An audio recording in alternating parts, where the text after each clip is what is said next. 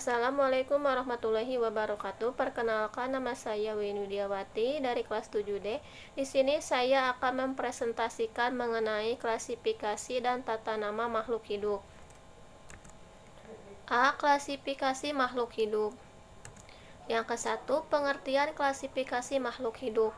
Menurut Kimball 1999, halaman 823, klasifikasi ialah penempatan makhluk hidup bersama-sama dalam kategori hal-hal yang mirip satu sama lain. Menurut Sulistrorini 2009 menyatakan bahwa klasifikasi adalah pengelompokan makhluk hidup dalam takson melalui pencarian keseragaman atau persamaan dalam keanekaragaman. Makhluk hidup yang diklasifikasikan dalam satu kelompok atau takson tertentu memiliki persamaan-persamaan sifat atau ciri-ciri. Demikian pula sebaliknya, makhluk hidup dalam kelompok atau takson yang berbeda akan memiliki perbedaan sifat atau ciri-ciri.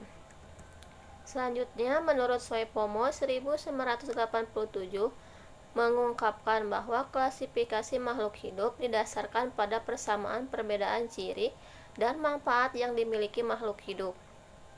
Salah satu contoh klasifikasi pada tumbuhan berdasarkan manfaat, yaitu tumbuhan dikelompokkan menjadi tanaman obat-obatan, tanaman sandang, tanaman hias, tanaman pangan, dan lain-lain. Yang kedua, langkah-langkah klasifikasi makhluk hidup. Menurut Siagin, tahun 2020, halaman 63, untuk mengklasifikasikan makhluk hidup harus melalui serangkaian tahapan. Tahapan tersebut antara lain sebagai berikut. 1. Pengamatan sifat makhluk hidup. Pengamatan merupakan proses awal klasifikasi. Yang dilakukan dalam proses ini adalah melakukan identifikasi makhluk hidup satu dengan makhluk hidup yang lainnya. Mengamati dan mengelompokkan berdasarkan tingkah laku, bentuk morfologi, anatomi, dan fisiologi. Yang kedua, pengelompokan makhluk hidup berdasarkan pada ciri yang diamati. Hasil pengamatan kemudian diteruskan ke tingkat pengelompokan makhluk hidup. Pengelompokannya adalah ciri dan sifat atau persamaan dan perbedaan makhluk hidup yang diamati. Yang ketiga, pemberian nama makhluk hidup. Pemberian nama makhluk hidup merupakan hal yang penting dalam klasifikasi. Ada berbagai sistem penamaan makhluk hidup, antara lain pemberian nama dengan sistem nama ganda atau binomial nomenklatur dan trinomial. Adanya nama makhluk hidup, maka ciri dan sifat makhluk hidup akan lebih mudah dipahami. Yang ketiga, tingkatan klasifikasi makhluk hidup. Menurut Widodo tahun 2014 halaman 80, urutan tingkat takson dalam klasifikasi yaitu A. Klasifikasi hewan terdiri dari kingdom, filum, klasis, ordo, familia, genus, dan spesies. Yang kedua, tumbuhan memiliki kingdom, divisi, klasis, ordo, familia, genus, dan spesies. Contoh klasifikasi: kucing, kingdomnya yaitu hewan, filumnya chordata, klasis mamalia, ordo Carnivora, familia Feidae, genus Felis, spesies V. silvestris. Selanjutnya, klasifikasi padi. Kingdom, tumbuhan, divisio spermatofita, subdivisio angiospermae, kelas Monotilidae, ordo Graminales, famili Graminae, genus Oryza, spesies Oryza sativa. B. Tata nama makhluk hidup. Yang ke-1, pengertian tata nama makhluk hidup. Menurut Siagin tahun 2020 halaman 71, sebelum digunakan nama baku yang diakui dalam dunia ilmu pengetahuan, makhluk hidup diberi nama sesuai dengan nama daerah masing-masing, sehingga terjadi lebih dari satu nama untuk menyebut satu makhluk hidup. Misalnya, mangga ada yang menyebut taipa di daerah Makassar, ada yang menyebut pao daerah dan ada pula yang menyebut pelem daerah Jawa.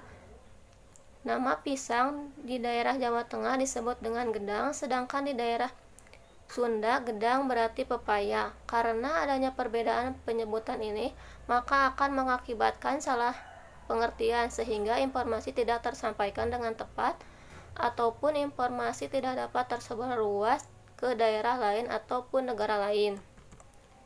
Yang kedua, sistem binomial nomenklatur. Sistem binomial nomenklatur merupakan sistem pemberian nama hewan atau tumbuhan secara sah dan benar berdasarkan kode internasional. Pemberian nama ini diatur dengan kode internasional tata nama hewan dan tumbuhan dengan menggunakan sistem tata nama dua kata atau binomial nomenklatur. Menurut novel tahun 2012 halaman 43, ada 6 sistem kingdom, diantaranya 1 virus. Virus adalah makhluk hidup yang unik, hanya memiliki satu asam nukleat dan bisa dikristalkan seperti benda mati. Yang kedua, Monera. Monera adalah makhluk hidup yang uniseluler prokariotik. Yang ketiga, Protista, didasarkan pada makhluk hidup yang uniseluler ekariotik. Fungi adalah makhluk hidup uniseluler berbentuk benang.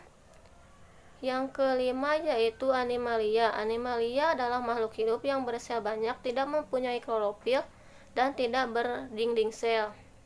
Yang keenam, Plantae. Plantae adalah makhluk hidup uniseluler, mempunyai klorofil dan berdinding sel.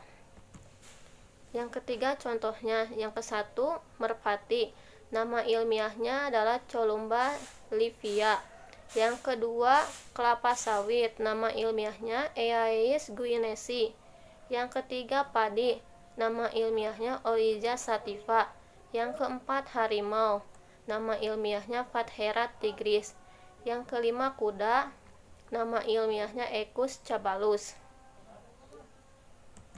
Selanjutnya ada contoh soal. Contoh soalnya yaitu yang nomor 1, susunan tingkat yang benar mengenai klasifikasi hewan. Sekian presentasi dari saya. Mohon maaf bila ada kesalahan. Wassalamualaikum warahmatullahi wabarakatuh.